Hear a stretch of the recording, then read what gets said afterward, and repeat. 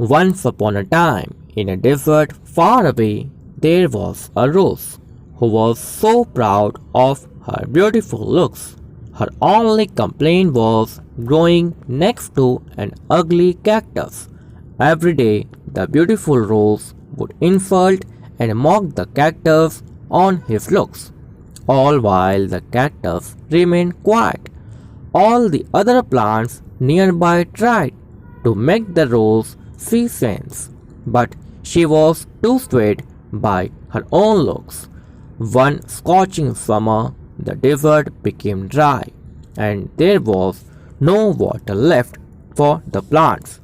The rose quickly began to wilt.